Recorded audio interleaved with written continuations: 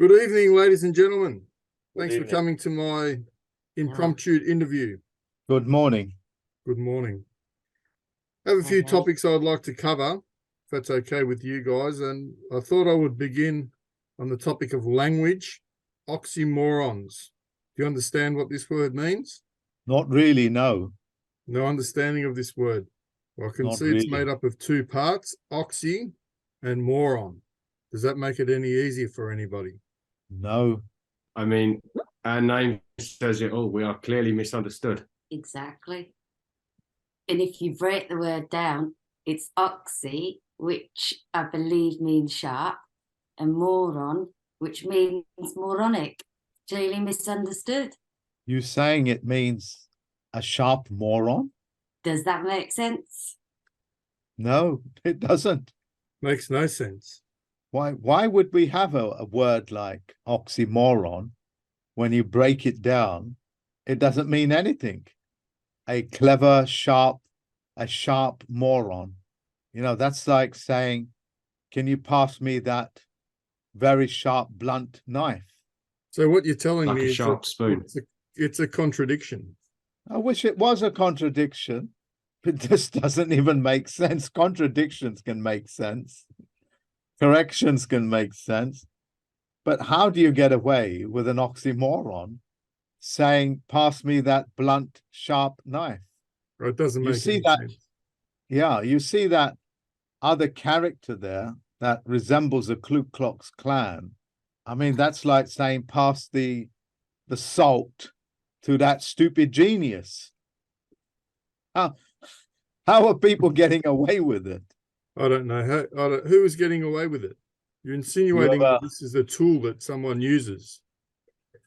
Whoever created these words, I think are having a very good time with it. You know, Who would create these?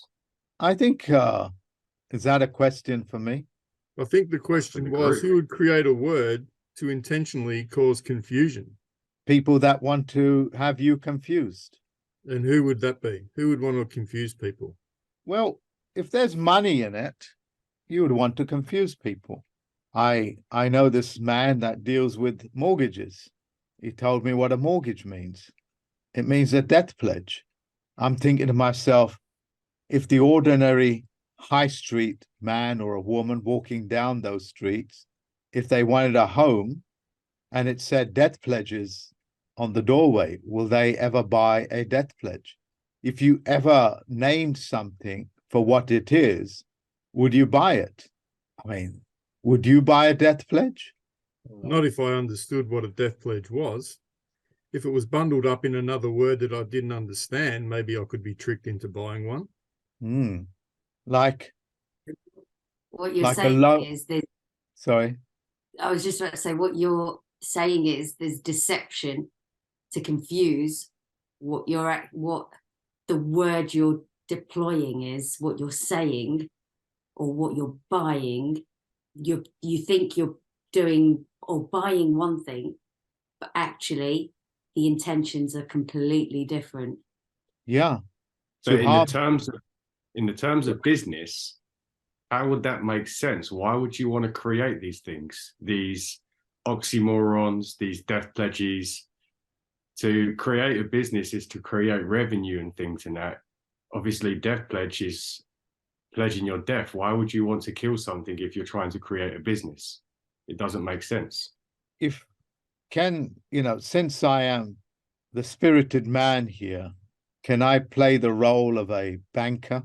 Go ahead. Play the role of a banker. Please do. Yes, please.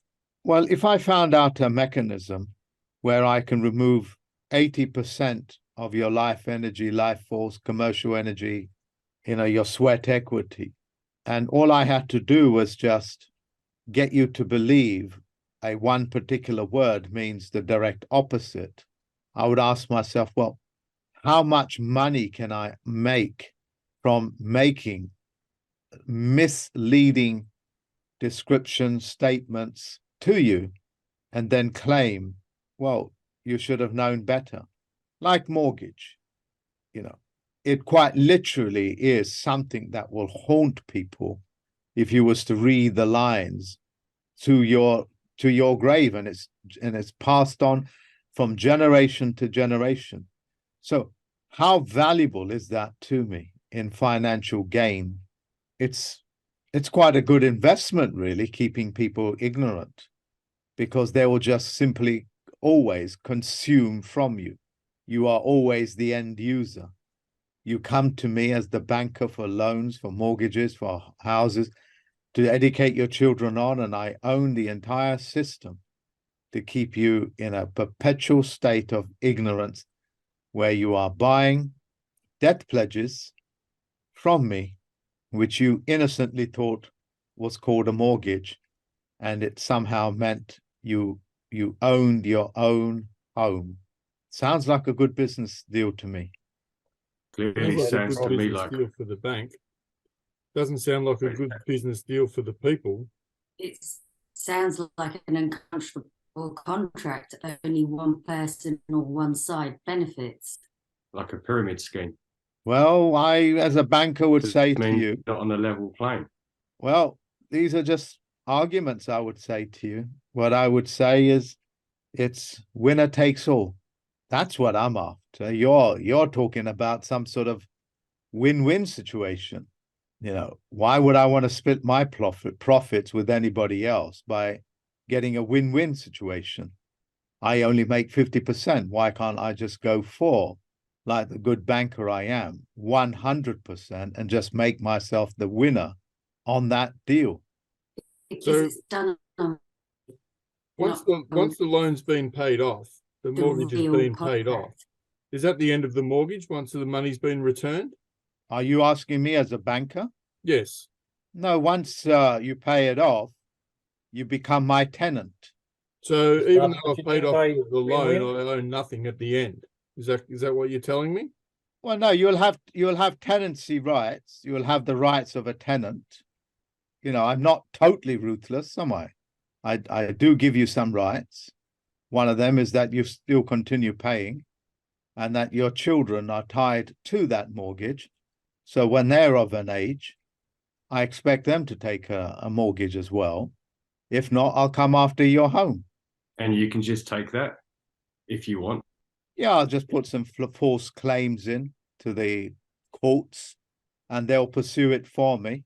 And eventually, you know, they'll terrorize you, the court, so much that you just want to walk away, give up, like the good little people that you folks are. I mean, it sounds like a great contract. Where do I sign?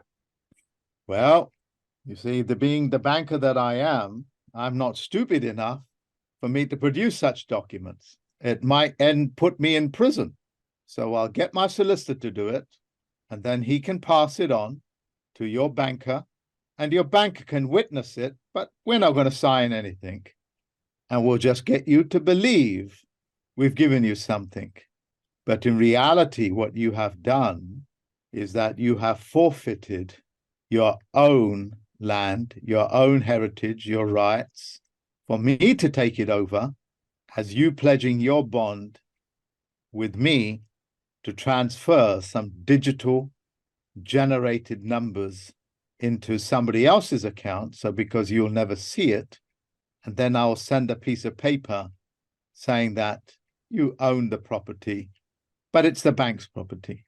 But I will never see any of these documents, and certainly I will never write them. I don't want to go to prison.